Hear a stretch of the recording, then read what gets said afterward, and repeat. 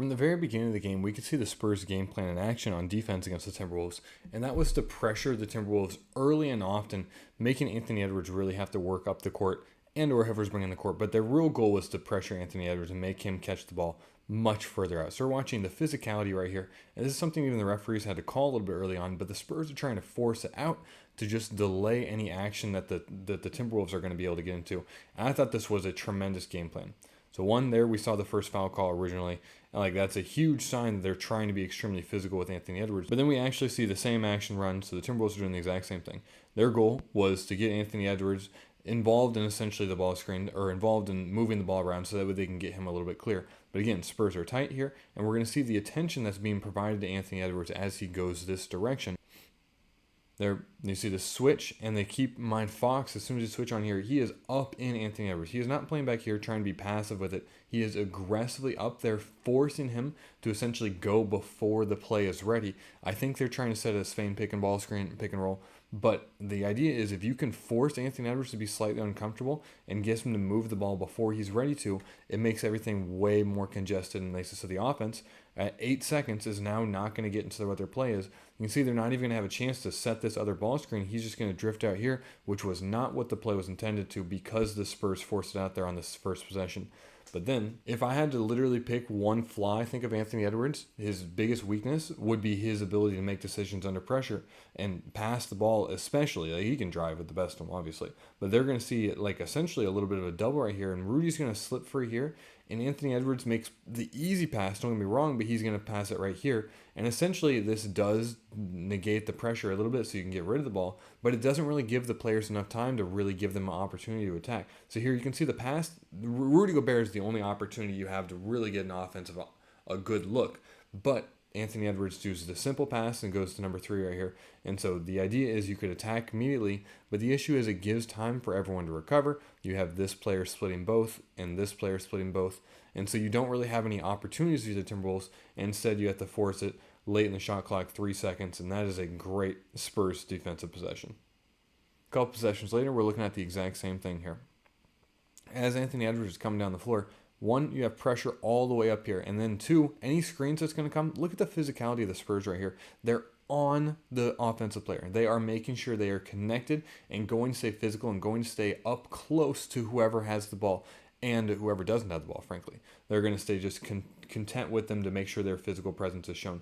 Boom, immediate switch. This defender not staying back here letting Anthony Edwards get ahead of his team downhill. No. Up in his face, force him to go one direction, take away the options that the offense is trying to create. Even if you're going to lose this battle one-on-one, you have people behind you who can help you, and so you can afford to be tied on there. And so, again, you can see the Timberwolves, like, their offense, what is their offense? It was Anthony Edwards sitting out here for a while waiting for Rudy Gobert to do something, and eventually they get into a dribble handoff. But the shot clock is late now, and so essentially you're going to have Anthony Edwards have to settle for this deep 3. Like, I mean, he's going to make this sometimes, but this is not a shot that you want consistently if you're the Timberwolves, just because it's over length and it's a very, very difficult 3. Exact same concept. 1, look at how close everyone is here. Boom, everyone near the ball, they are extremely close to it. Even Wemby is really close right here. Okay? And honestly, the Timberwolves end up making a shot in this possession, but this still highlights exactly what I'm talking about.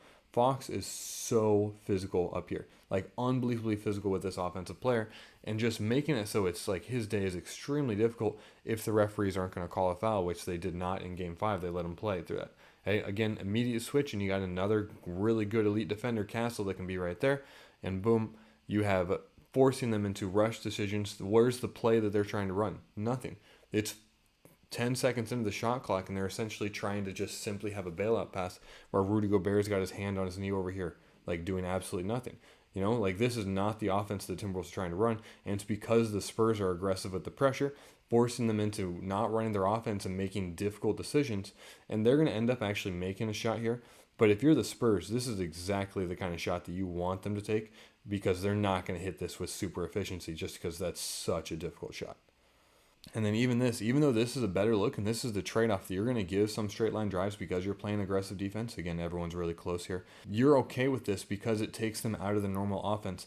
and it's somebody not Anthony Edwards that's going to score. So there, Fox was aggressive. So eventually you are going to get beat. Like, that's just going to happen with great athletes in the NBA. So he's going to get downhill right here. And the help defense isn't quite there. They're a little bit low or a little bit slow and or maybe semi-intentional. Like, Victor's trying to essentially play both of these, which is what he has to do. But this is a shot where you're moving quickly downhill. It's a floater off one leg. Not an easy shot, definitely not a super high percentage shot, even though some people advocate for it. That is a difficult shot, and so the Spurs are okay with that, even though that is a relatively clean look, uncontested look. The Spurs are definitely okay with that as a scheme of their defense too. And I want to show this clip because we get a reaction from the coach that I think highlights exactly what they're trying to do. So first off, aggressive, we're really tight immediately. Okay, as soon as you get over the ball screen, they're immediately trying to go back to physical. Boom, right here. We're going to watch the coach. What's his reaction here in a second? He's going to be talking to Castle and I guess all of the Spurs, but he is aggressively, he's saying, get up here, pressure him, pressure him. Don't give him time to make reads and make a decision where he can make a good pass one way or the other. Force him to be a ball handler and force him to make these difficult shots like this because you have such good rim protection with Wembanyama, and like that is clearly what the Spurs are trying to do on offense. So we'll see if the Timberwolves can counteract that with anything. And then honestly, I think this is my favorite example because you just do not see this very often in the NBA, and it kind of cuts off early because they're focused on Victor. Victor just had a nice play a second ago. But physicality, boom, even from the role players, not even a starter, you're willing to come out there and be physical with Anthony Edwards early. And so the idea is if you can be physical out here, run down the shot clock, force one bad mistake, he bounces it, I think maybe off. Oh yeah, he just loses handle of it, and he already runs out of time, and that shows exactly what the Spurs are trying to do on defense. Keep him to 73 points into the fourth quarter is an extremely good defensive game.